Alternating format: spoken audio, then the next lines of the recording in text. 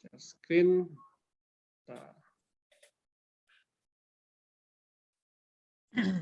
Oke, selamat datang teman-teman di acara iCommunity Level Up Club. Ya, iCommunity Level Up Club ini adalah sebuah event rutin setiap hari Kamis yang diadakan oleh iCommunity. Apa sih iCommunity itu? iCommunity adalah sebuah platform digital ya untuk pebisnis dan profesional berkolaborasi ya. Dengan tagline-nya adalah Share Network, Grow Network, berbagi relasi, perbesar rezeki teman-teman ya. Nah, selamat datang teman-teman. Buat yang belum kenal ya, kenalan dulu. Nama saya Juanda Rovelim. Saat ini saya adalah founder dari Kafling Solusi Digital. Kafling Solusi Digital adalah sebuah digital marketing agency yang menangani social media management dan social media campaign dari perusahaan-perusahaan. Saya juga CMO dari PT Karya Anak Milenial Indonesia. Ini adalah usaha saya di bidang food and beverage. Saya juga ada certified trainer, founder dari iCommunity ini, dan digital marketer. Beberapa karya saya ada buku Digital Marketing in Action yang warna biru, dan sudah terbit cetakan keduanya yang warna hijau. Ada buku juga Naked Sales, e-book Ghost Kitchen, dan Game Card, Digital Marketing is Fun. Ini adalah satu-satunya di dunia yang memadukan antara permainan kartu secara offline dengan e-course digital marketing secara online. Kalau mau tahu lebih lengkap tentang saya, bisa ke juandarovelim.com atau ke kaflingsolusidigital.com, teman-teman. Ya. Nah, apa itu iCommunity? Kita punya visi, misi, dan tagline-nya adalah sebagai berikut, teman-teman. Kita punya visi ingin menjadi platform ya, kita platform komunitas pebisnis dan profesional terbesar di dunia ya. Dengan tagline-nya adalah Share Network, Grow Network ya. Nah, untuk mencapai visi kita mempunyai sebuah misi, yaitu kita ingin merangkul ya, kita ingin merangkul semua komunitas pebisnis dan profesional yang ada. Kita juga menghubungkan sesama pebisnis dan profesional untuk mencapai tujuan bersama, serta menumbuh kembangkan nilai-nilai positif yang dapat berkontribusi dalam pertumbuhan bisnis, pribadi, dan masyarakat. Nah, tujuan kenapa iCommunity ini dibentuk ya? Yang pertama tentu untuk mempersatukan anggota iCommunity dalam ikatan persahabatan, kerjasama, dan saling pengertian.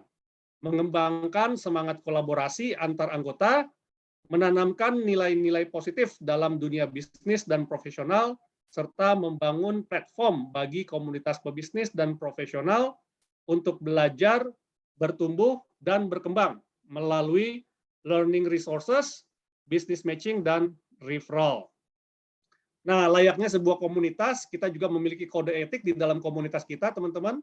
Ya, yang pertama adalah kami adalah para pebisnis dan profesional yang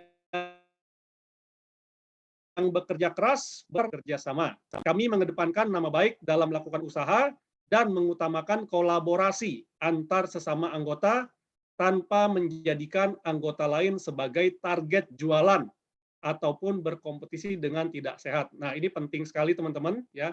Jadi kalau banyak sekali orang yang join ke dalam sebuah komunitas, tujuannya untuk apa sih? Tujuannya untuk jualan ya, jualan dan jualan. Nah, biasanya kalau teman-teman masuk ke dalam sebuah komunitas tujuannya hanya untuk jualan dan jualan, biasanya itu cuma ada dua kemungkinan teman-teman ya. Bisa diterima ya, atau produk Anda dibeli, atau Anda diblok dari komunitas seperti itu. Tetapi bayangkan kalau Anda masuk ke dalam sebuah komunitas, tujuannya bukan jualan, tapi berkolaborasi gitu ya, kerjasama gitu, maka Anda akan mendapatkan channel-channel baru dalam hal menjual produk Anda. Dan percayalah teman-teman ya, tidak usah jualan di dalam sebuah komunitas, kalau produk Anda dibutuhkan oleh teman-teman komunitas, pasti dibeli. Ya, saya juga udah banyak sekali dapat proyek dari komunitas-komunitas yang saya ikuti, teman-teman, tanpa saya berjualan. Ya. Nah, kami sadar bahwa dengan berbagi relasi, maka akan memperbesar rezeki bersama. Karena itu, kami siap untuk berbagi relasi atas dasar saling mendukung. Kami berperilaku positif dalam berkomunitas, melakukan segala aktivitas dengan berlandaskan niat baik. Apabila kami melanggar kode etik ini, kami bersedia ditegur, diperingatkan, bahkan diberi sanksi.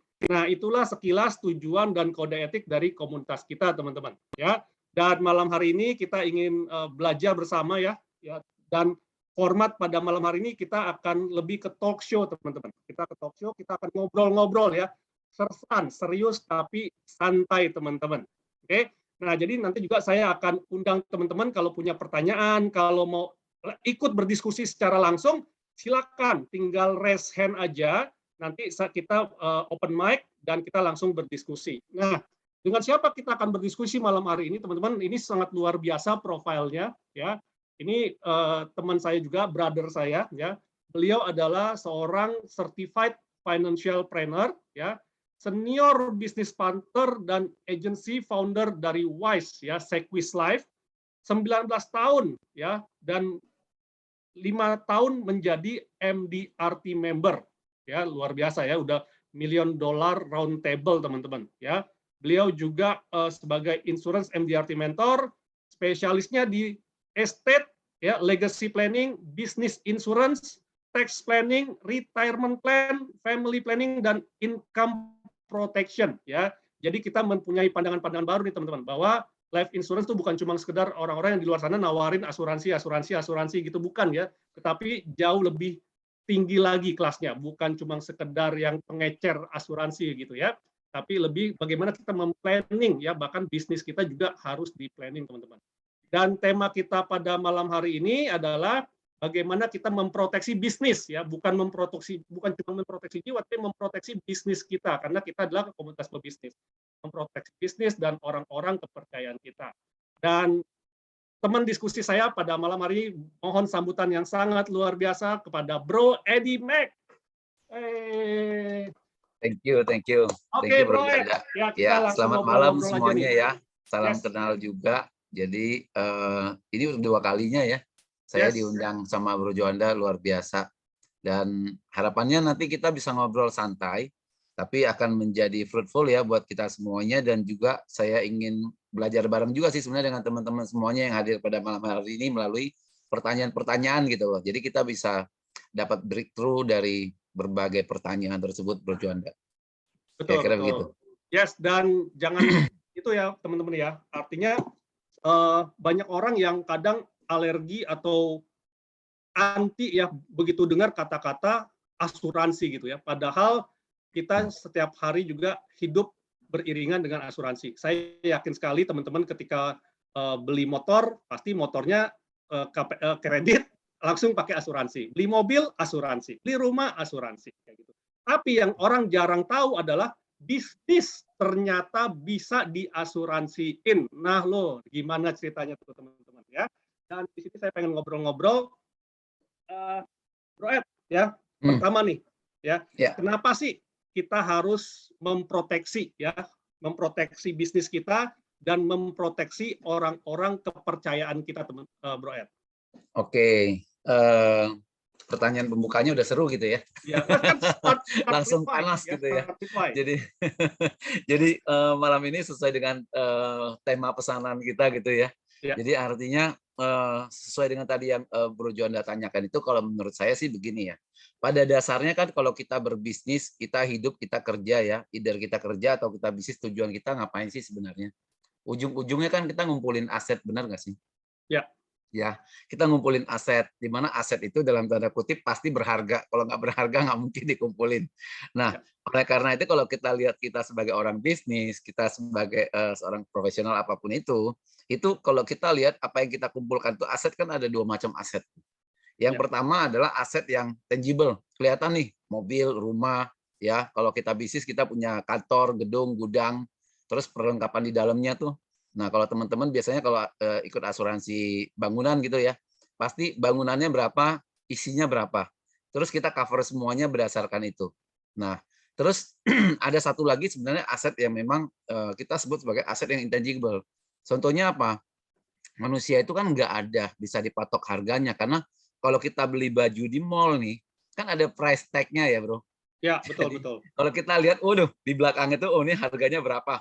Mahal, murah, relatif, kita mau beli atau enggak, ya kan? Tapi kalau manusia gimana, Bro? Nggak kelihatan. Makanya sebenarnya manusia itu juga punya, kita sebut punya harga, dalam tanda kutip adalah economic value-nya. Nah, disitulah kita melihat bahwa ternyata manusia-manusia yang bersama kita dalam bisnis yang sama, itu semuanya punya economic value yang kita bisa dipertanggungan. Jadi pengertian bisnisnya yang diprotek adalah bukan cuma barangnya, tapi termasuk sumber daya manusianya, Bro. Nah, tadi Oke, kalau menjawab kenapa harus diprotek, karena itu semua berharga, Bro. Jadi kalau oke, barangnya tidak berharga nggak mungkin diprotek. Misalnya, kalau sekarang kan sepeda mahal ya, ada ya, Brompton ya. Tapi kalau di zaman dulu kalau sepeda-sepeda yang murah, itu kan nggak ada asuransi sepedanya, Bro. Tapi kalau oke, misalnya mobil kan ada asuransinya. Nah, itu membedakan kalau yang berharga biasanya ada proteksinya. Kalau yang nggak berharga nggak diprotek. Semoga oke. menjawab. Oke, nah ini ngomong-ngomong tentang berharga dan nggak berharga nih bro ya. Ya tentu saja di dalam sebuah perusahaan itu kan ada orang-orang yang bisa dianggap berharga, ada orang yang ya mohon maaf mungkin ada orang yang nggak memandang gitu ya. Nah kalau menurut Bro Ed gitu ya, siapa saja sih yang perlu diproteksi gitu kan? Karena mungkin di pikiran pengusaha gitu ya, kalau gue cover asuransi semua karyawan gue berat juga nih uh, Hmm, biayanya dan segala macam gitu. Nah, ya. menurut Bro Ed kira-kira apakah cukup si levelnya aja atau sampai staffnya atau siapa saja sih Bro Ed kalau boleh tahu? Oke, jadi intinya begini, Bro. Kita biasanya menganalisa juga ya. Saya kita analisa nih siapa aja yang kita pikir itu bisa membantu produktivitas company, Bro. Jadi Mhm. bisa aja misalnya dia adalah orang-orang sales yang handal gitu ya. Jadi kita bicara memprotek itu kan ada dua. Protek atas kehilangan dirinya akibat dibajak perusahaan lain, Bro. Bisa kan? Ya. Oke. Jadi bisa dong misalnya Bro punya karyawan nih kerjanya keren banget gitu ya. Pokoknya lu Mhm. lu lu merasa bahwa dia itu penting banget buat lu. Tapi karena juga orang lain, kompetitor lu juga melihat hal yang sama, bisa dong kayak pemain bola deh. Bro kan seneng Ya, bola nih misalnya. Nah, ya, ya. misalnya pemain MU nih, ada yang bagus. Bisa aja itu udah diincar orang dan kalau nggak diperpanjang kontraknya kan diambil orang lain, Bro. Bener Oke. ya? Nah, jadi hal pertama adalah kita harus melihat dulu nih, sebenarnya tujuan kita untuk memproteksi, orang-orang penting di perusahaan kita itu buat apa sih? Supaya Hmm. kalau sampai dia hilang ya, itu kita tidak mengalami kerugian, Bro. Nah, tadi Oke. kehilangan yang pertama adalah akibat dia caw nih, ya, Oke. direbut kompetitor. Itu ya kita harus berpikir gimana caranya balikin dengan gaji kayak fasilitas dan sebagainya. Nah, Oke. makanya kalau di dalam, ilmu, keuangan kita, kita juga memberikan yang nama istilahnya golden handcuff itu atau kita sebut sebagai kita kasih gembok emas, Bro, karyawannya, Bro. Jadi Oke. Gembok emas. karyawannya Wah itu menarik diberikan. nih gembok emas. Nah, jadi karyawan ini diikat nih dengan program-program yang berkualitas dari perusahaan gitu ya.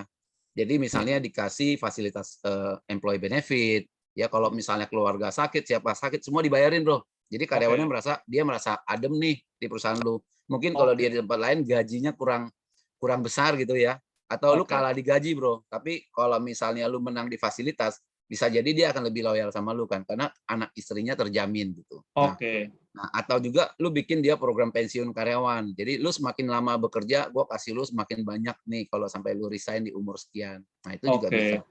Pokoknya yang namanya golden handcuff itu adalah sebuah program untuk membuat karyawannya betah Oke. selama mungkin, ya. Nah, tapi juga kita juga melihat nih, kadang-kadang yang ngebajak itu bukan kompetitor, Bro, ya. Hmm. Tuhan yang Maha Esa, Bro. Dia bilang, "Ah, karyawan lu udah cukup umurnya, udah selesai dia." Oke. Nah, kalau sampai karyawan utama kita meninggal, bisa aja dari C-level sampai di managerial level, sampai juga mungkin dia adalah orang-orang sales yang bagus ya, ujung Hmm. tombak kita. Kalau di perusahaan asuransi itu kita kenal yang disebut dengan misalnya privilege member, MDRT. Oke. MDRT-nya kan difasilitasi, Bro. Supaya Oke. apa? Supaya itu membuat mereka nyaman dan yang kedua juga mereka punya value yang lebih tinggi daripada konteks yang lain. Nah, kalau di dalam perusahaan kan orang-orang sales ini bisa aja diprotek ya. Oke. Tapi mekanismenya karena ini menyangkut dengan nanti penerima manfaat, nah harus ada ilmu hukum warisnya juga supaya nanti Oke. jangan sampai antara perusahaan dan si keluarga ini rebutan nilai Oke. manfaat itu. Nah, itu Ah, ada caranya. apakah itu pernah terjadi, Bro, antara rebutan manfaat dari si karyawan sama perusahaan menurut pengalaman, Bro? Sangat mungkin terjadi kalau nggak di-prepare. Karena sebenarnya, kita melihat dari kondisi di Indonesia ini ya, kita nggak sebut nama, kita sebut aja, sebuah kejadian yang beberapa saat lalu bahkan, kita lihat produk asuransinya aja yang untuk penerima manfaatnya jelas-jelas tidak memakai hukum waris saja, itu direbutin seolah-olah seperti kayak warisan juga, Bro, gitu ya. Hmm. Ada artis kan yang meninggal Ya. misalnya. Nah, Ya, ini kan ya, ya. jadi masih seru nih, sampai hari ini masih seru gitu loh. Ya, Sampai dramanya tonjok-tonjokan. panjang bro ya. Nah, itu karena orang-orang kita masih susah membedakan mana yang berkaitan dengan hukum waris dan mana yang berkaitan dengan hukum asuransinya sendiri, bro. Nah, Oke. jadi kalau tadi balik lagi ke pertanyaannya, gue udah ngelantur panjang lebar ini, tapi mungkin supaya biar lebih jelas ya. Intinya siapa yang perlu diprotek di dalam perusahaan adalah orang-orang yang membantu produktivitas company. Itu kata kuncinya. Jadi kalau Oke. sampai orang itu bermanfaat buat perusahaan dari segi produktivitas, bisa bikin cuan perusahaan, sebenarnya dia punya nilai untuk diprotek. Oke. Nah, dia punya nilai untuk diprotek. Pertanyaannya nih, Bro. Ya. Gimana cara mengukur nilainya? Oke. Tadi kan mungkin Wah. kalau kata Bro kan supaya nggak dibajak sama kompetitor gitu kan. Artinya itu kan berarti kan asuransi kan nggak bisa cover. Asuransi kan hanya bisa membuat itu adalah golden handcuff-nya dia, betul ya? Ya, ya. Nah, berapa nilainya yang menurut Bro pengalaman gitu ya, kira-kira golden handcuff-nya membuat orang itu supaya nggak dibajak orang lah, atau mungkin nanti perusahaan orang kasih, aduh manfaatnya lebih banyak daripada perusahaan kita gitu. Oke, kalau bicara mengenai tadi pertanyaan Bro yang tadi ya Bro Juanda ya, itu sebenarnya relatif nih, kadang-kadang angka itu belum tentu menjamin sih ya. Karena ujung-ujungnya adalah hubungan baik, kenyamanan, respect ya. Jadi ambience dari perusahaan lo itu juga akan mempengaruhi si karyawan itu kan ya. Nah, tapi yang lebih bisa kita yang bisa kita ukur sebenarnya adalah kalau misalnya kita bicara nilai yang kita sebut bagaimana kita bikin key person insurance gitu loh. Ya, jadi kalau key person insurance adalah orang-orang yang biasanya umumnya si level sih, karena dia begitu pentingnya. Kalau sampai terjadi konsekuensi dia meninggal, dia kan perusahaan akan butuh waktu untuk recovery ya, cari orang yang tepat atau mungkin grade wakilnya itu untuk mencapai levelnya dia itu perlu waktu juga. Nah dalam proses misalnya antara wakil direktur yang menggantikan si direktur ini, itu katakan dalam 2 tahun, itu kan ada kemungkinan ya maksudnya si wakil direktur yang akan jadi direktur ini buat si bank yang biasanya kasih kredit, dia juga nggak akan kasih full lagi kan seperti dulu. Misalnya contoh nih, misalnya gue direkturnya, gue sama bank mah udah gini dong. Jadi artinya kalau ada apa-apa mah bank tinggal telepon, gue butuh 50 miliar nih bro, tolong supply dong. Gitu kan, dananya dulu. Nah, nggak pakai babi bu langsung oke, karena udah lama. Nah, terus kalau sampai gue udah pass away, wakil gue gantiin, bisa nggak wakil gue ngomong gitu sama bankernya, bro tolong dong 20M. Nah, dia mikir dong, ini integritasnya gimana nih? Jangan-jangan nanti balikinnya nggak seperti yang dulu. Jadi dites lagi dengan angka yang berbeda kan. Mulai lagi dari angka yang berbeda. Wah itu berat buat cash flow perusahaan langsung. Nah itu pengaruh dampak pertama. Dampak kedua apa? Dampak kedua adalah kalau misalnya terjadi kondisi si suppliernya juga. Jadi supplier yang biasanya berani kasih, ya dah bond 6 bulan dulu deh dengan ganti direktur, 3 bulan aja deh, atau bahkan 2 bulan. Atau mungkin gue cash dulu deh, gitu ya. Kita sambil mencoba apakah bayarannya lancar apa enggak dan sebagainya. Yang ketiga, customer juga bisa hilang bro. Direkturnya udah nggak ada, kata kompetitor apa, udahlah ke gue aja. Lu kan hopengnya sama direkturnya, wakilnya lu nggak kenal kok. Jadi kehilangan yang ketiga adalah mengenai dari sisi customer. Dan yang keempat, manajemen, karyawannya segala macam. Bos dulu mah semuanya segan. Wakil direktur malah mungkin musuh, public enemy, ya kan? Jadi mereka jadi membangkangnya banyak dan lain-lain. Dan itu 4 hal itu kalau digabung itu akan menjadi masalah besar buat perusahaan dan akan ganggu cash flow. Jadi dari situ itu akan muncul namanya resiko kehilangan profit, bahkan resiko kerugian secara biaya operasional. Nah, itu biasanya kita bisa ukur ya, let's say misalnya dalam 1 tahun dia berpotensi rugi misalnya katakan $2 juta misalnya. Katakan dia butuh 2 tahun untuk recovery, untuk beradaptasi. Jadi at least si levelnya itu bernilai minimal $4 juta kan, bro. Nah, cuma kalau kita bilang, gue mau cover CEO gue nih sebesar $4 juta atau $10 juta, asuransinya kan nggak bisa langsung terima juga, bro. Makanya biasanya key person itu kalau di luar negeri itu ada formnya, bro. Saya pernah lihat formnya itu, jadi dia menyebutkan dulu CEO ini kerjanya udah berapa lama, apa yang menjadi. Pokoknya intinya key person yang mau diprotek itu biasanya dicek dulu. Dia apa kalau dia meninggal, dampak apa yang dirugikan dan dihitung dulu. Nah itu diajukan sekalian. Jadi ketahuan sebenarnya key person-nya itu berapa nilainya. Cuma bedanya di Indonesia ya bro, balik lagi Indonesia nggak secanggih itu. Jadi Indonesia itu biasanya intinya digampangin aja, kalau saya mau protek ininya segala macam, ya kira-kira nilainya berapa, kalau sampai yang nggak terlalu ekstrim gitu ya, itu masih masih boleh lah, masih cincai. Misalnya 10 miliar, 20 Oke. miliar masih oke. Tapi kalau udah gede banget, nanti mungkin perlu laporan keuangan dan sebagainya. Kira-kira begitu, Bro. Ada Oke, berarti gambarannya? kalau begitu si level ini misalnya dia diasuransikan penerima manfaat warisnya adalah perusahaannya gitu ya, Bro ya? Nah, itu nanti perlu ada beberapa dokumen pendukung. Nah, di situ Hmm. nanti mungkin kalau kita bahas lebih mendalam, takutnya Hmm. waktunya nggak cukup nanti, Bro. Oke. Jadi later mungkin yang teman-teman yang mungkin pengen diskusi tentang the way, karena tiap perusahaan asuransi juga beda-beda kan legalnya.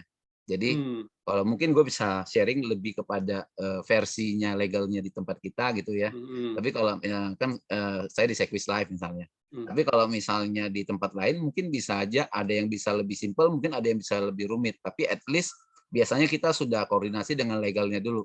Nah, Hmm. waktu nanti mau klaim ya itu biasanya dokumen-dokumen pendukungnya udah ada sehingga si perusahaan asuransi pun mau bayar klaimnya itu nggak takut lagi di-sue sama family-nya.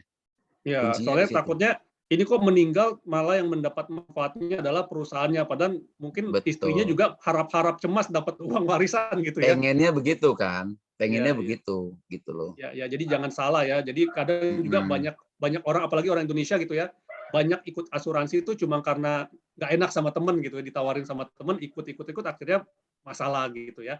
Nah, Ya, nah, monggo teman-teman juga yang punya pertanyaan-pertanyaan ya atau punya study case tentang insurance, baik itu mungkin life insurance atau asuransi bisnis dan lain-lain, boleh langsung ditanyakan, kita open mic ya, terus kita juga bisa berdiskusi. Jadi bukan cuma obrolan saya dengan Bro Ed aja, tetapi juga semua teman-teman yang di sini boleh berdiskusi karena kita bukan kayak talk show-nya Om Deddy Corbuzier gitu ya, bahwa cuma ngobrol dua orang, tapi kita di sini ada 22 orang boleh saling bertukar pikiran, bertukar pendapat atau punya pengalaman-pengalaman yang kurang menyenangkan dengan industri asuransi, insurance. silakan dicurhatkan di sini mumpung ada Bro Ed gitu ya. Oke, kalau yang malu-malu juga nggak apa-apa, boleh tulis di kolom chat, nanti saya bacain ya. Nah, saya juga Iya. punya banyak pertanyaan ya. Jadi kalau teman-teman belum ada yang nanya, saya nanya terus, Bro Ed. Iya kan? Nah, saya mau info nih, Bro. Ya, Jadi kemarin ada satu rekor dunia untuk pembelian key person insurance ya, Bro. Itu oke. nilainya itu 201 juta. Jadi 201 juta, tapi dalam US dollar, Bro. Wow. Lu hitung deh berapa kalau secara rupiahnya. Eh, Ya, di jadi perusahaan mana tuh, Bro? apanya di Amerika sampai dia perlu pakai lebih kurang 19 perusahaan asuransi buat mengcover itu. Jadi nggak bisa Wow. ditanggung satu perusahaan. Dibagi 19 perusahaan asuransi. Ya, Itu kalau jadi dia ini luar meninggal, biasa. perusahaannya Ya di langsung kaya Amerika, tuh. Bro. Kejadiannya di Amerika. Oke, oke. Nah, Bro Ed, nah sekarang gini, Ya. kita mungkin teman-teman di sini kan banyak pengusaha nih, gitu ya. Mm-mm. Nah, kalau misalnya saya seorang pengusaha, Bro Ed, ya, sebenarnya ya, Ya. apa saja sih yang saya perlu proteksi? Gitu. Apakah asetnya cuma ya udah asetnya doang, karyawannya doang, atau utang pun bisa diproteksi, Bro? Atau gimana? Sebenarnya kalau kita bicara proteksi itu ya termasuk sampai utang-utangnya, Bro, karena liability kan. Itu menjadi beban gitu loh. Jadi Hmm. kalau misalnya kita lihat ya, untuk bicara proteksi itu sendiri, yang paling pertama kan kita lihat dulu dari potensial loss, ya, ada potensial loss di situ. Nah, kalau misalnya terjadi potensial loss di situ, itu kita cover dulu. Nah, di luar dari itu apalagi? Yang namanya yang kedua adalah kesempatan untuk mendapatkan keuntungan di masa depan. Jadi kayak misalnya contoh nih, income gua nih, ya. Kalau Hmm. income gua itu misalnya let's say 1 tahun misalnya 2 miliar. Nah, kira-kira gue bisa kerja berapa tahun ke depan nih, Bro? Let's say 20 tahun lagi nih, gue Ya. masih bisa make money 20 tahun lagi. Jadi kalau 20 tahun kita kali 2 miliar, kita anggap income-nya flat nih, ya. Hmm. Nggak naik, nggak turun gitu ya. Faktanya kan nggak begitu ya. Tapi Ya, kan ya. nggak ada yang bisa tahu, nggak ada yang bisa jamin angkanya berapa. Jadi kita hitung sederhana aja, 20 miliar, 20 tahun kita kali 2 miliar. Berarti value value saya berapa, Bro? Nilai 40, ekonomi 40. saya 40 miliar. Pertanyaannya, apakah setiap orang di Indonesia itu mengerti nggak bahwa dia itu mungkin banget bahwa dia diasuransikan under value? Hmm. Ya, banyak sekali begitu. Coba kita cek deh. Mungkin teman-teman yang malam ini hadir, coba cek aja masing gua income-nya sekian setahun selama 3. Jadi kalau kita mau mengacu, pakailah angka rata-rata 3 tahun terakhir deh, kalau kita seorang pebisnis ataupun kita bukan orang gajian gitu ya. Ya. Jadi 3 tahun terakhir ini kita pukul rata aja, kira-kira income tahunan kita berapa, gitu loh. Kalau misalnya rata-rata tadi 2 miliar, ya anggap aja berarti income tahun kita 2 miliar kan. Tinggal kita lihat ke depan aja umur kita berapa sih sekarang. Terus berdasarkan pekerjaan kita ini bisa kita anggap bertahan berapa tahun sih. At least saya rasa sih pakai angka 10 tahun ya. At least 10 tahun. Jadi kalau 10 tahun aja berarti saya harus siapin minimal 20 miliar. 20 miliar ini sebenarnya apakah nanti bayar preminya mahal nggak sih? Sebenarnya mau dibilang mahal, mahal juga, mau dibilang murah, murah juga. Tapi kita yang tentukan, bro. Kenapa? Ya. Karena mahal itu karena nunda. Semakin usia nambah, preminya nambah. Atau mungkin dulunya sehat, terus ke depannya karena udah sedikit masalah dengan gula, kolesterol, dan lain-lain, ya itu kan bonus, bro. Ya, nah pas dia mau mengajukan, kondisi kesehatannya berubah, kena loading, bro. Istilahnya kena biaya tambahan kalau mau beli. Nah itu bikin mahal, gitu loh. Nah jadi yang bikin mahal kita, kalau mau murah ya segera. Kalau istilahnya kalau masih berdaya, punya kemampuan finansial dan fisiknya juga mendukung, ya harus punya. Dan jangan under value. Oke. Nah, under value nggak under value-nya itu gimana, bro? Kan kadang gini ya, kadang kalau saya ngelihat teman-teman saya gitu ya, bro ya. Aduh, gue ikut asuransi yang 300.000 aja deh, gitu. Jadi nggak melihat value coverannya, tapi melihat, aduh, gue mampunya berapa ya gitu. Itu benar atau enggak tuh kalau misalnya kayak begitu tuh? Bener banget, bro. Jadi gue langsung jawab bahwa itu benar banget. Kenapa? Jangan sampai kita berpikir begini. Kalau gue hari ini punya kebutuhan sekian misalnya, terus cash flow gue atau daya beli gue hari ini ternyata pincang nih. Pincang kenapa? Karena ternyata pengeluarannya itu berlebihan. Jadi yang diberesin adalah dirapikan dulu pembiayaannya, bro. Mana yang biaya-biaya yang nggak perlu untuk dikeluarkan itu dikurangin dulu. Tetapi untuk prosesnya kita nggak bisa nunggu sampai lu rapi dulu baru lu beli kan.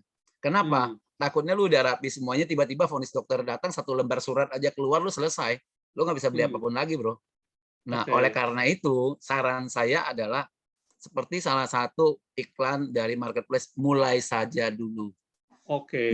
Jadi lu punya berapa, lu mulai dulu, lu sambil rapikan, lu nambah secara bertahap sampai ketemu tuh angka lu.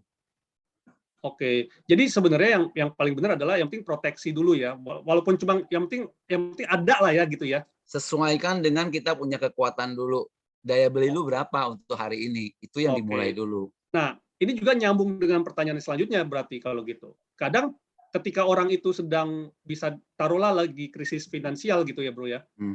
Hal pertama yang dipotong malah adalah biaya premi asuransinya. Udah, gue berhenti asuransi dulu deh, gue tarik duitnya yang ada di asuransi buat buat cover minus gue yang lagi sekarang gitu. Nah itu gimana, bro? Apakah sebenarnya asuransi itu bisa nggak sih dipinjem duitnya gitu loh? Kan itu duit kita gitu. Tapi kadang kalau kita tarik malah asuransinya habis, ya kan? Asuransinya udah nggak cover lagi, padahal duit kita gitu.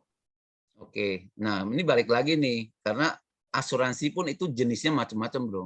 Jadi kalau kita misalnya, mungkin teman-teman di sini pasti sudah punya pengalaman ya, sudah punya asuransi juga sebelumnya. Saya hampir yakin deh, rata-rata orang yang hadir malam hari ini pasti punya asuransi. Hampir yakin. Ya, kalau yang nggak punya, boleh kasih jempol deh. Saya pengen tahu siapa yang nggak punya. Menurut saya punya feeling bahwa hampir semuanya udah punya. Baik yang sudah punya dan ditutup, atau yang sudah punya masih bertahan, atau memang hobinya punya asuransi juga ada gitu ya. Saya punya ada yang punya 5-6 polis, bro. Saya punya banyak, bro. Karena saya jualan sendiri, nggak heran gitu ya. Jadi saya nambah sendiri. Nah, jadi kita harus tahu dulu jenis asuransinya apa. Ada jenis asuransi yang konsepnya adalah kita sebut sebagai konsep tradisional. Itu ibaratnya kayak kita beli sertifikat, bro. Jadi kalau kita beli sertifikat, kayak kita beli rumah, beli tanah, beli apa. Nah, kalau misalnya lagi butuh uang gimana? Itu diagunkan.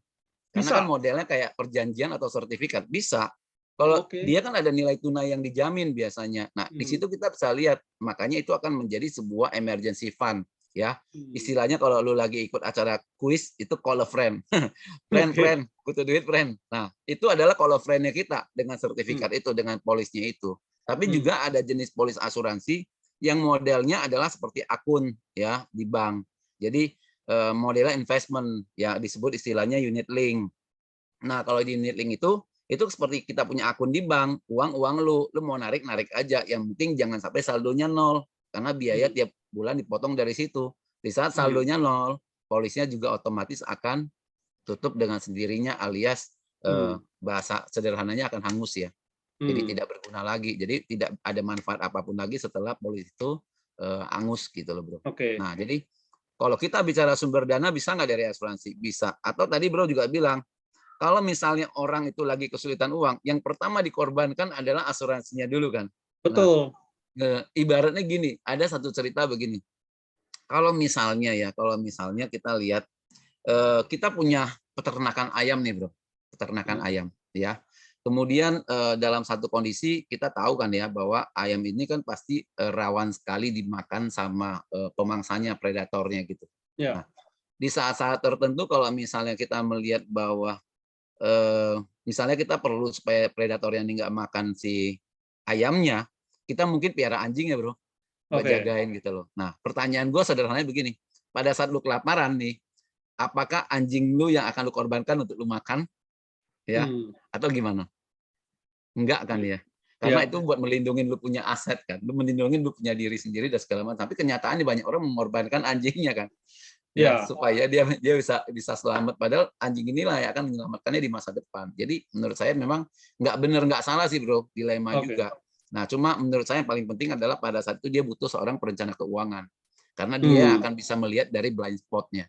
Sebenarnya Ya. problem lu di mana sih? Dan apakah benar-benar lu harus mengorbankan asuransimu? Yang kalau perlu dikorbankan pun yang mana yang harus dikorbankan, yang mana harus dipegang. Oke, nah ini pentingnya punya seorang konsultan ya, perencana keuangan gitu ya, Bro ya. Jadi Iya. minimal kita bisa atur ulang lah ya, karena mungkin kita sendiri knowledge-nya juga kalau orang zaman now bilang nggak nyampe gitu ya. Nah jadi Either kita pintar, Bro. Misalnya gini, Bro. Sorry, gua tambahkan. Either kita juga pintar, tapi kadang-kadang kan orang pintar juga punya blind spot kan. Jadi ya, anggap aja konsultannya sebagai sparring partner ya, Bro. Buat diajak ngobrol, curhat. Nah, yang kebetulan diajak curhat ini memang bidangnya kan di situ kan. Jadi bisa ya. lihatnya lebih clear aja sih. Oke, monggo teman-teman kalau ada yang mau bertanya ya silakan. Saya buka floor nih buat teman-teman nih. Kalau nggak di woro-woro kayaknya pada diem-diem baik nih ya. Pada ini gimana nih? Silakan ya. Atau kalau nggak saya masih tetap banyak pertanyaan sebenarnya. Saya sudah. Di luar forum ini ada red card-nya loh, Bro. Ya, ini kalau mau konsultasi sama Bro Ed itu mahal loh ya. Bayarnya per jam ya. Bayarnya per jam. Nah, di sini teman-teman kalau punya masalah dengan mungkin polisnya teman-teman atau punya pengalaman-pengalaman yang enak, silakan. Kita ngobrol santai, karena inilah fungsinya komunitas ya. Di dalam sebuah komunitas, kita bisa bertemu, berkomunikasi, berdiskusi dengan para pakar-pakar secara gratis awalnya ya. Tapi kalau terus-terusan gratis juga ya kebangetan gitu kan. Nanti setelah ini kan bisa dilanjut di luar forum, ya itu pasti ada tarifnya sendiri gitu ya.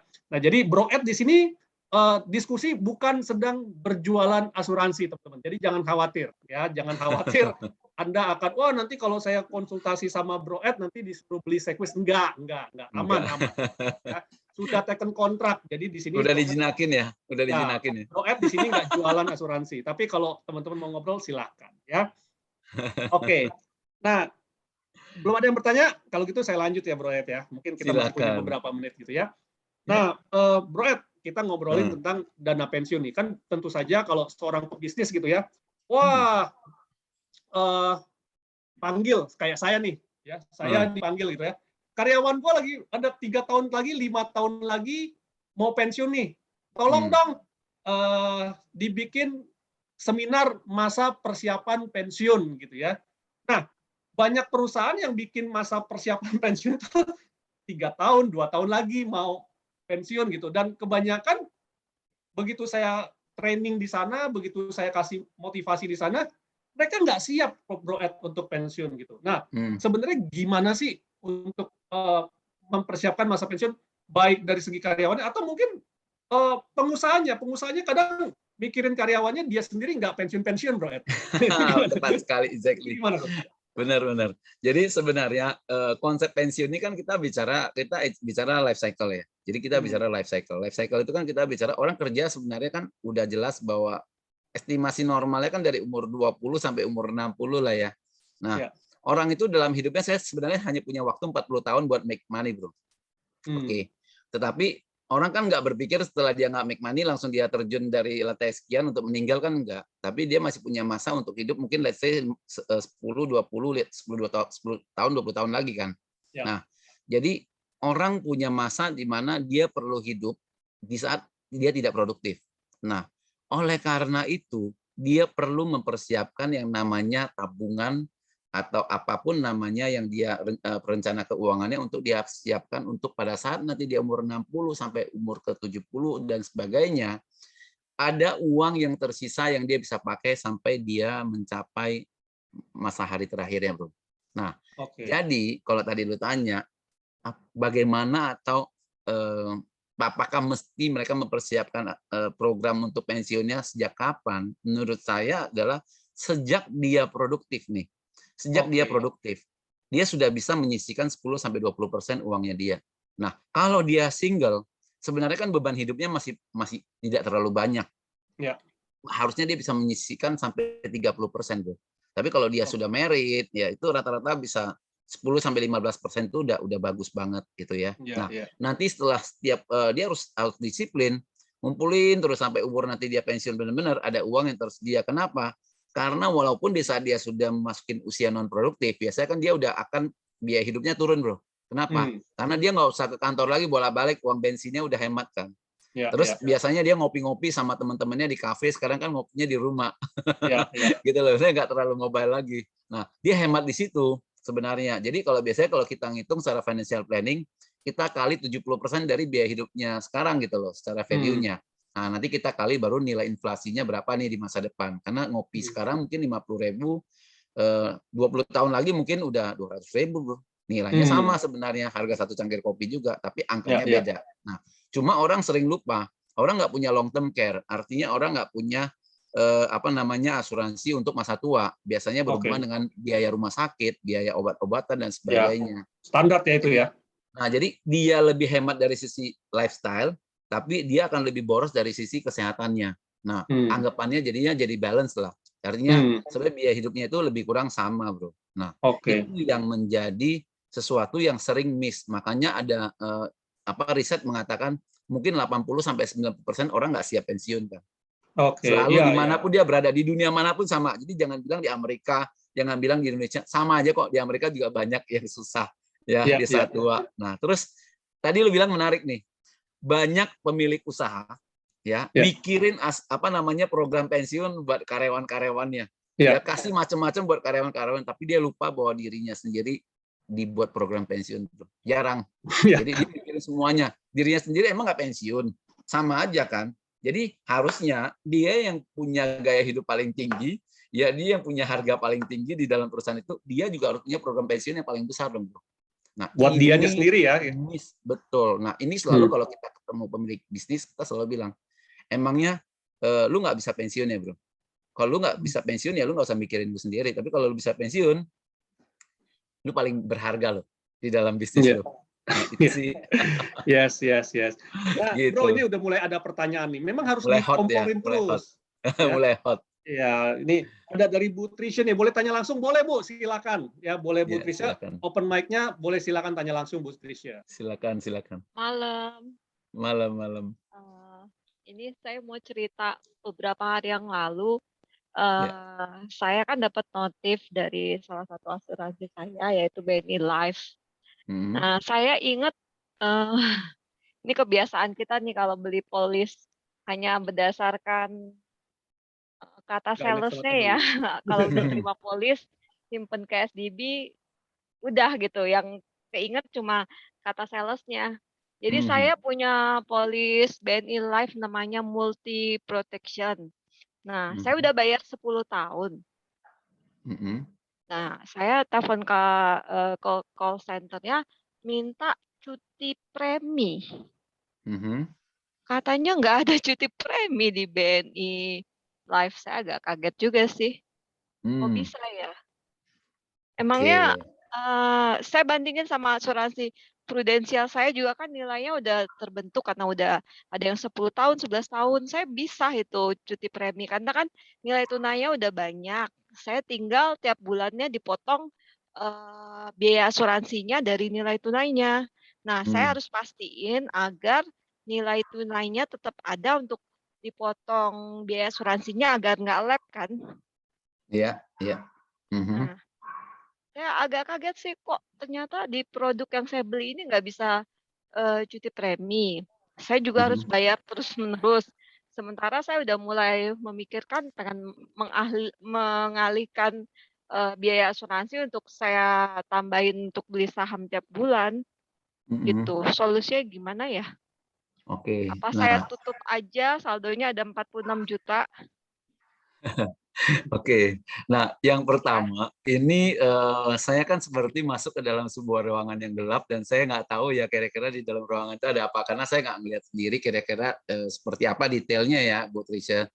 Cuma, saya coba berasumsi atau membayangkan apa yang terjadi ini karena memang banyak kejadian yang mirip-mirip seperti ini juga ya, yang memang kita, pahami ya, bahwa yang pertama, kalau kita lihat ini memang di Indonesia ini kalau jujur saya katakan bahwa yang namanya konsultan asuransi profesional itu masih sangat minim sekali ya. Jadi yang di sini adalah kebanyakan orang yang diajarkan how to sell ya, bagaimana cara jualan, tapi bukan dengan cara menjual yang seharusnya menurut saya loh ya. Ini opini pribadi ya, saya disclaimer dulu ya Bro Juanda dan teman-teman Ya, semuanya ya. Karena ini tidak mengatakan bahwa saya benar atau salah gitu, tapi ini opini saya pribadi. Saya selalu mengatakan bahwa tidak banyak, mungkin hanya 5-10% yang benar-benar sangat profesional dan memang punya sertifikasi bahkan untuk bisa membuat apa namanya meyakinkan nasabah bahwa mereka bekerja secara kode etik yang benar gitu ya. Tapi bukan artinya sebuah sertifikasi menjamin orang itu beretika juga belum tentu ya. ya, Jadi yang paling kita harus pahami adalah setiap orang dari walau mau pihak dari seorang penjual ataupun pembeli di situ harus ada namanya dalam tanda kutip kesepahaman dulu ya, kesepahaman dulu bahwa sama-sama harus mengerti, makanya ada kontrak kan, ada tanda tangan di situ untuk kedua belah pihak. Nah, umumnya yang kita temui pada saat di apa terjadi case-case seperti yang Bu Trisha tadi adalah si penjualnya dalam tanda kutip mungkin juga belum tentu ada di level yang memang seharusnya. Juga buat teman-teman yang membeli itu kadang-kadang juga dalam konteksnya adalah mengiyakan aja karena merasa bahwa memang ya udah yang penting kan saya beli sama orang yang saya kenal, saya beli sama lembaga-lembaga instansi keuangan dan sebagainya sehingga apalagi tadi kalau di case ya Bu Trisya adalah langsung masuk SDB ya. Jadi benar-benar nggak kebaca lagi seperti apa. Iya Padahal yang betul. padahal Semua yang polis namanya kalau saya terima saya simpen SDB tanpa saya melihat lagi. iya, nah Jelek banget ya. seharusnya begini, kita selalu mengajak klien kita di-review secara berkala, setidaknya setahun sekali. Toh kadang-kadang kita bikin pelaporan pajak ya, SPT kan kita perlu lihat saldonya ya di tanggal 31 Desember, khususnya produk-produk yang, jenis unit link ini. Saya yakin ini unit link ya, karena saya juga nggak perlu ngecek lagi, ini pasti unit link karena ada unsur, cuti premi dan sebagainya gitu ya, istilah-istilah seperti itu. Dan sebenarnya kalau kita bicara cuti premi, istilah cuti premi ini sebenarnya adalah istilah yang bukan resmi yang ada di dalam polis, tapi ini bisa dikatakan sebagai orang boleh tidak menyetorkan lagi secara rutin karena sudah terakumulasi sejumlah dana dan dana ini bisa dipakai untuk membayar biaya-biaya yang berikutnya. Ya, tetapi kalau misalnya saldonya sudah menipis dan cenderung akan habis, terpaksa kita harus ngisi lagi kan gitu ya Bu Trisya ya. Nah, Iya kalau betul. saya lihat kondisi yang di polisnya Ibu ini, itu nggak bisa cuti premi, tetapi kalau kan tadi Ibu bilang ada saldonya, ya tinggal bagaimana mengurus supaya tidak ada program auto debitnya lagi. Ya nanti nanti dari sana kalau memang nggak di auto debit lagi kan seharusnya tidak ada penambahan premi lagi. Nah, coba dicek aja di perusahaan yang bersangkutan ya, karena kan kebijakan perusahaan beda-beda. Make sure Saya aja juga udah bahwa tanya itu Pak auto debitnya di soal stop. saya udah tanya juga. Mhm, Jadi solusinya gimana? Saya kosongin aja ya pas penebetan 26 Desember, jadi mhm, otomatis, nggak kepotong. Dia bilang, mhm. penebetannya dilakukan sepanjang tahun. Buset! Saya sampai kaget. Jadi rekeningnya mesti dihilangkan ya? Mau nggak Ya, mau Nggak ada rekeningnya dikosongkan saldonya. selamanya. Ganti rekeningnya rekening. Sementara kosong saya terus. kasih rekening payroll lagi. Nah, itu yang menjadi kesulitan karena mungkin setiap perusahaan itu punya apa namanya kebijakan yang berbeda-beda, Bu Trisha, ya kan? Jadi biasanya harusnya kalau dengan cara istilahnya dimanualisasikan lah ya. Jadi Ya, dikosongin rekeningnya. Kadang-kadang ada perusahaan yang setelah 2 kali debit gagal, dia stuck. Dia tidak akan bisa mendebit lagi gitu loh istilahnya. Nah, itu istilahnya stop secara manual tuh. Tapi kalau misalnya ya, usaha mendebitnya itu tidak pernah berhenti, nah ini juga sesuatu yang saya juga baru dengar ya. Tapi karena kan memang saya tidak kompeten untuk bicara tentang kebijakan dari semua perusahaan yang berbeda gitu loh, Bro Juanda dan Bu ya, Trisha. ya, Jadi ya. kalau ditanya juga apakah Polis ini nanti nasibnya ke depannya gimana, malah saya tidak boleh memberikan advice apapun secara kode etik AJI. Jadi mungkin dalam hal ini saya hanya bisa mengatakan bahwa coba tapi kalau belinya di BNS agennya juga udah nggak ada kali ya.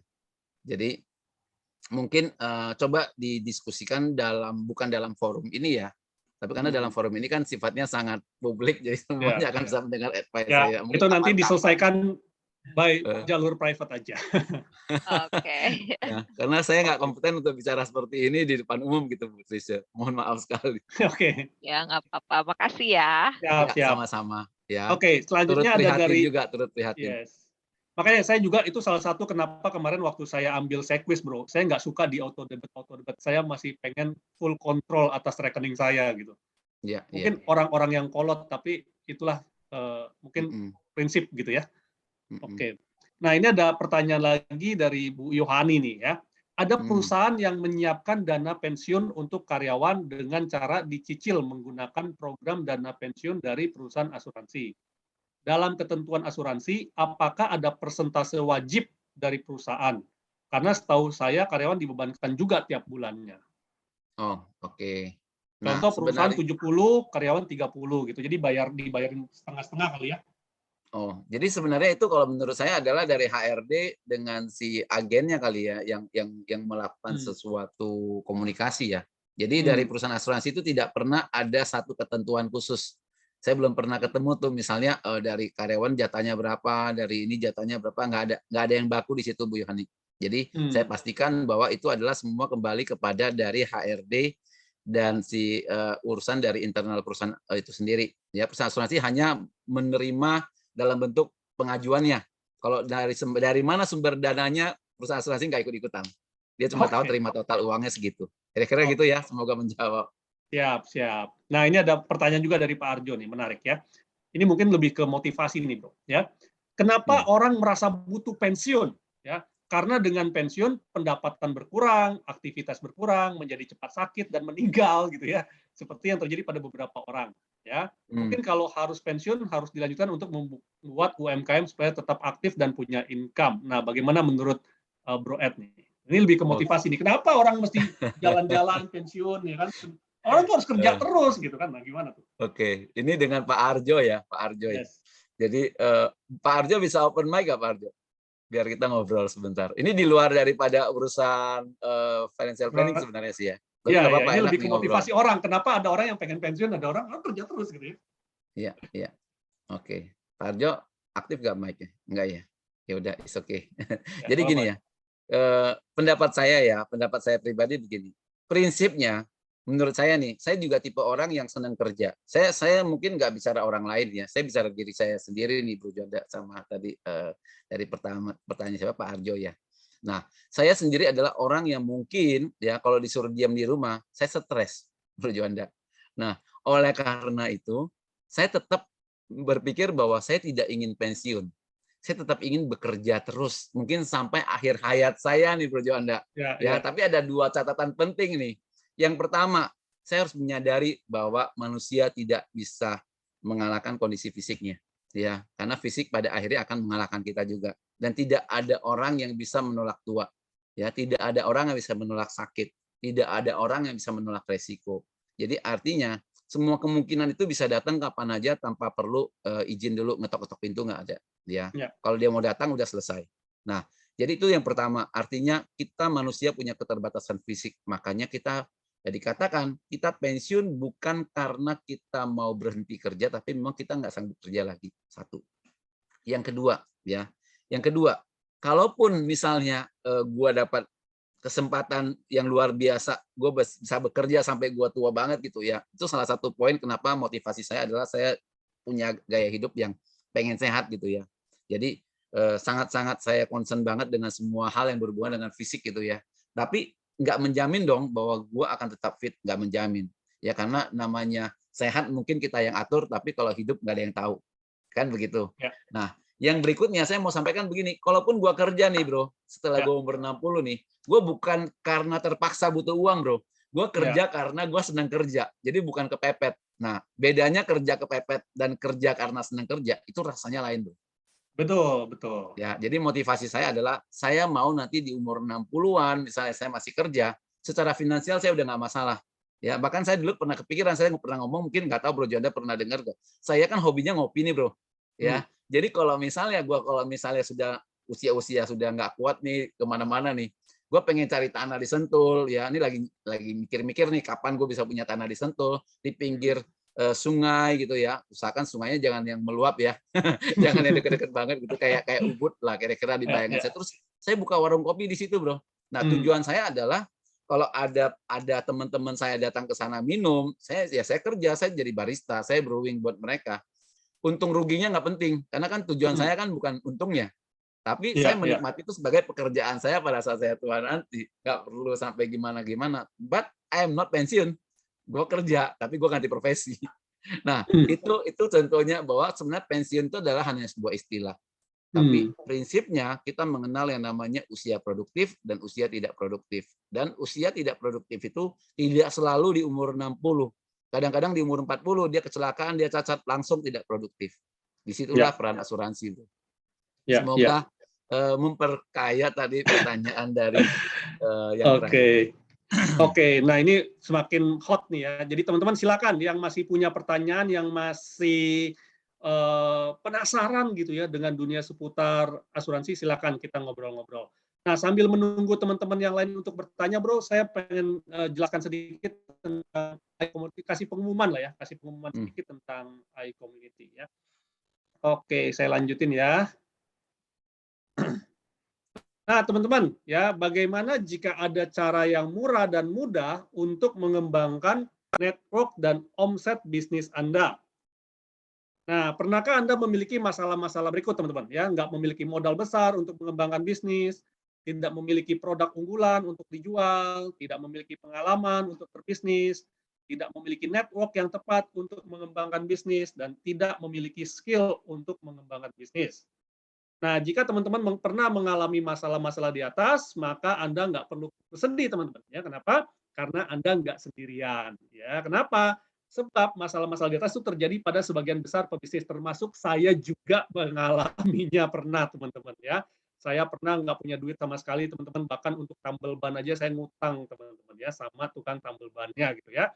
Nah, dan jika Anda sudah pernah melakukan segala macam upaya seperti ikut seminar motivasi, gitu ya, ikut kelas workshop, ikut berbagai macam komunitas, ikut berbagai macam event, ikut berbagai macam bazar, gitu ya, tapi belum bisa menyelesaikan masalah Anda, maka Anda wajib coba cara yang satu ini, teman-teman, yaitu kolaborasi. Ya, kita berbagi relasi untuk memperbesar rezeki. Kalau kata orang adalah saling referensi, teman-teman. Ya. Nah, kenapa? Apa yang Anda lakukan saat ini mungkin baik, teman-teman, untuk pertumbuhan diri ataupun bisnis Anda. Tetapi untuk bisnis Anda bisa menjadi besar, Anda butuh berkolaborasi dengan sebanyak mungkin rekan bisnis, teman-teman. Ya, dan memperkenalkan iCommunity. Ya, ini adalah komunitas dan platform digital tempat para pebisnis berinteraksi dan berkolaborasi untuk kemajuan bisnisnya. Nah, 3 alasan kenapa Anda perlu join di dalam iCommunity ini. Yang pertama, ini adalah valuable community, komunitas yang berharga. Yang kedua, ini ada quality leads. Dan yang ketiga, low cost. Apa sih valuable community? Di dalam iCommunity, Anda akan memiliki akses bernetworking, teman-teman. Ya, Anda akan terkoneksi dengan orang-orang pengusaha-pengusaha di seluruh Indonesia. Bahkan nanti ke depannya di seluruh dunia. Gitu ya. Dan teman-teman juga akan mendapatkan akses learning seperti pada malam hari ini. Fokus kita malam hari ini adalah belajar, teman-teman. Ya, belajar. Kita akan setiap hari Kamis belajar dari para praktisi-praktisi. Ya, saya juga nanti akan mengundang nanti praktisi dari saham, praktisi dari BP POM, praktisi dari macam-macam seperti itu. Ya, dan yang juga bisa akses contributing. Jadi teman-teman juga bisa berkontribusi dalam sebuah komunitas. Nah, sedangkan quality leads yang tadi saya bilang, teman-teman, ya, Anda nggak usah jualan gitu ya. Anda nggak usah jualan. Kenapa? Karena kalau memang produk Anda bagus, Anda pasti akan dapat leads customer baru di iCommunity ini, teman-teman, ya. Atau leads reseller baru serta leads customer retention. Dan low cost di sini teman-teman nggak perlu bayar biaya iklan karena di iCommunity ini kita bekerja berdasarkan word of mouth, ya, saling mereferensikan bisnis sesama anggota, teman-teman, ya. Jadi saya mereferensikan bisnisnya Bro Ed mereferensikan bisnis saya, dan seterusnya. Oke. Dan akan banyak sekali konten-konten premium untuk upgrade skill-nya, ya. Jadi kayak hari ini kan semua gratis ya. Dan kita juga menyiapkan konten-konten di Instagram, di YouTube, itu it's all free, teman-teman, ya. Dan bagaimana iCommunity membantu Anda untuk berkolaborasi dengan sesama pebisnis dan profesional? Kita punya 6 kegiatan, teman-teman, ya. Kita punya 6 kegiatan yang teman-teman bisa ikutin. Yang pertama adalah iCommunity Level Up Club, ya, acara mingguan seperti hari ini, teman-teman. Setiap hari Kamis 19.30. Teman-teman bisa selalu mengikuti dengan menggunakan link yang sama yang teman-teman pakai hari ini, ya. Yang kedua adalah iCommunity Business Matching. Ini adalah event business meeting rutin untuk saling mengenal sesama anggota. Ya, untuk mendapatkan hasil yang maksimal, meetingnya hanya diikuti maksimal 10 sampai 15 peserta saja, teman-teman, ya, supaya lebih berbaur gitu ya, lebih intens kenalannya. Nah, setelah dari proses iCommunity Business Meeting ini, kita sarankan teman-teman untuk bisa melakukan iCommunity one-on-one meeting. Ya, jadi teman-teman bisa melakukan one-on-one dengan sesama member yang ada di dalam iCommunity ini. Jadi bayangkan misalnya teman-teman mau ketemu sama direktur perusahaan A. Kalau teman-teman pakai jalur standar gitu ya, teman-teman itu pasti akan kepetok di satpam, di resepsionis, di sekretaris, dan lain-lain untuk bisa ketemu. Tapi menggunakan jalur komunitas, teman-teman tinggal janjian, bikin one-on-one, ngopi-ngopi bareng, gitu ya. Nah, setelah itu yang keempat, ada yang namanya iCommunity Refer a Business. Jadi, sesama anggota saling mereferensikan bisnis anggota lainnya ke jaringan masing-masing sebagai bentuk kolaborasi bersama. Ya, bisa berupa nanti bikin IG Live bareng, bikin acara Zoom bareng seperti ini, dan lain-lain. Ya. Kelima, iCommunity Company Visit. Jadi ini acara bulanan untuk belajar dan mempererat ikatan dalam komunitas. Serta kita juga punya acara tahunan, yaitu iCommunity Business Summit. Seperti itu, teman-teman. Ya. Dan teman-teman juga jangan lupa ini minggu depan, ini flyer yang lalu ya, minggu depan kita akan ada dari tanggal 27 itu adalah, saya lupa ya, nanti saya lihat dulu flyernya ya. Dan jangan lupa teman-teman, buat hari Jumat besok kita akan ada offline, teman-teman ya, offline business matching ya, hari Jumat 21 Januari 2022 jam 2 siang sampai jam 4 sore. Yang akan meng-host adalah Paulus Sulastri, co-founder dari iCommunity. Saya juga akan hadir di sana ya. Tempatnya adalah offline di Goodfellas Bintaro. Buat teman-teman yang mau ikut, silakan isi link pendaftarannya di bit.ly/IBM 21 Januari. Ini adalah foto dari IBM pertama kita, itu seru banget ya. IBM pertama kita itu ada di kemarin di Permata Hijau Suite minggu lalu. Ya, itu diikuti kurang lebih ada 10 orang. Ya. Nah, jadi buat teman-teman yang besok free, ya, besok free, nggak ada kegiatan, ikut aja langsung. It's free, teman-teman. Ya, it's free buat teman-teman. Oke, jadi silakan ikut, tapi sebelum ikut, daftar dulu di bit.ly/IBM 21 Januari. Ya, ini juga acara one-on-one meeting, jadi saya sering banget ketemu one-on-one sama Pak Hendra dari Kenerijaya, sama Bro Ives dari pengusaha panel surya, terus sama teman-teman yang lain, baik itu di Jakarta, di Bogor, di mana-mana, seperti itu. Jadi saya senang sekali untuk berkomunitas, teman-teman. Ya, jadi saya senang untuk membangun relasi. Nanti dari teman-teman yang saya ketemuin, saya tinggal matching ini. Oh, ini butuh ini ya. Saya tinggal konekin aja kayak gitu. Ya. Dan jangan lupa juga teman-teman untuk follow ya, untuk follow Instagram iCommunity Official ya. Untuk follow Instagram iCommunity Official, teman-teman juga akan mendapatkan ya tadi saya bilang premium ya, insight-insight, konten-konten, edukasi-edukasi serta jadwal-jadwal kegiatan kita di Instagram kita. Oke? Nah, sedikit penjelasan tentang iCommunity demikian teman-teman, kita lanjutin lagi ya kalau masih ada pertanyaan ya. Oke, sebentar saya cek lagi. Ada nggak? Oke, ini ada dari Arjun ya. Pak Arjun memang sangat aktif sekali bertanya gitu ya.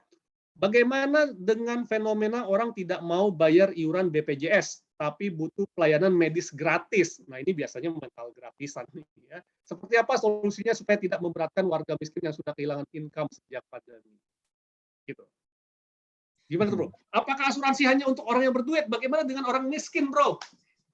Oke. Nah, kalau kita lihat dari kondisi fenomena ya, namanya juga fenomena ya. Jadi sesuatu yang tidak biasa gitu ya. Sesuatu yang tidak biasa. Tentu saja tidak bisa dihadapi dengan cara yang biasa. Jadi kalau misalnya kita melihat kondisi seperti ini, saya percaya sebenarnya pemerintah juga tidak menutup mata ya, Bro Juanda, kalau Ya. untuk kondisi ini. Cuma ya namanya kita cari yang gratisan, harus kuat-kuatan. Kuat-kuatan apa? Antri, sabar, tunggu giliran kamu. Kalau misalnya keburu duluan meninggal ya mau gimana lagi. Memang prinsipnya makanya ada orang bilang gini, uang bukan segala-galanya kan. Tapi banyak hal butuh uang gitu loh. Jadi segala-galanya butuh uang, Bro.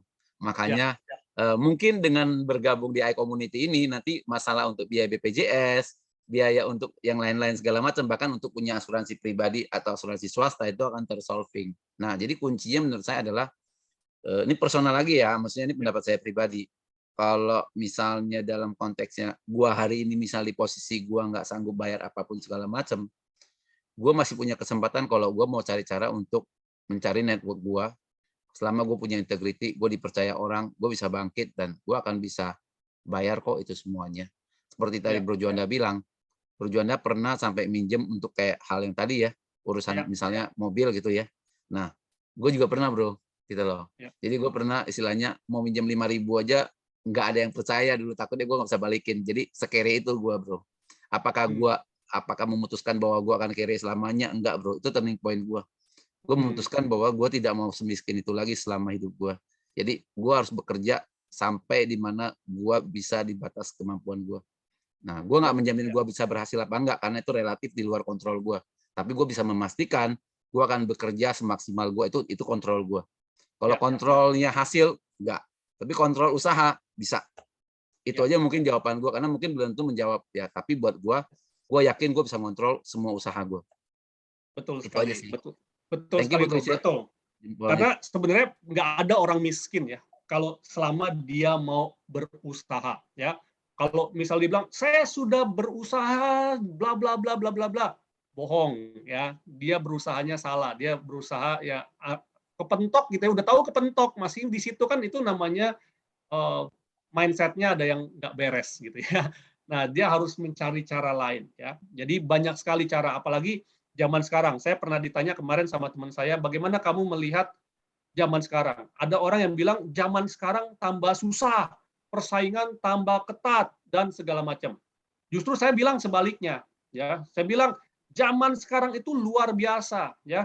Zaman sekarang itu kesempatan terbuka lebar untuk kaya, gitu ya. Cuma masalahnya kita mau apa enggak, ya. Minggu kemarin kita baru saja dihebohkan oleh si Gozali, ya. Anak kuliahan, tampangnya pas-pasan, ya saya bukan bilang dia jelek ya, tapi memang pas-pasan lah ya, nggak ganteng lah, gitu kan. Model foto selama 5 tahun, ingat tuh, model foto doang, foto selfie, dan bisa mendapatkan miliaran dalam waktu beberapa minggu. Bayangkan, ketika rezeki sudah terbuka, Anda nggak bisa nolak jadi kaya gitu loh. Masalahnya untuk mendapatkan sampai kepada titik itu, Anda kuat nggak dengan prosesnya gitu. Itu kan dia 5 tahun selfie itu kan nggak tahu tujuannya ngapain gitu. Tetapi begitu ada satu kesempatan, jebret, dia jadi kaya raya. Nah itu nanti dia juga akan diuji tuh, bagaimana dia mengelola keuangannya ya Bro Ed ya. Karena banyak sekali seperti orang menang lotre, ya, orang menang lotre dapat duit miliaran, dapat duit itu, dan dalam waktu berapa tahun kemudian kembali lagi jatuh miskin. Ya, kita juga sudah dapat sekali pelajaran kemarin waktu di yang di daerah Jawa itu yang tanahnya dijual, ya ada ke Pertamina atau apa, begitu dapat duit miliaran langsung beli mobil, beli ini segala macam. Nah itu kan kembali lagi nanti main di literasi keuangannya seperti apa. Oke, sudah tidak ada lagi pertanyaan. Kalau sudah tidak ada lagi pertanyaan, saya mengundang teman-teman untuk kita foto bersama, ya.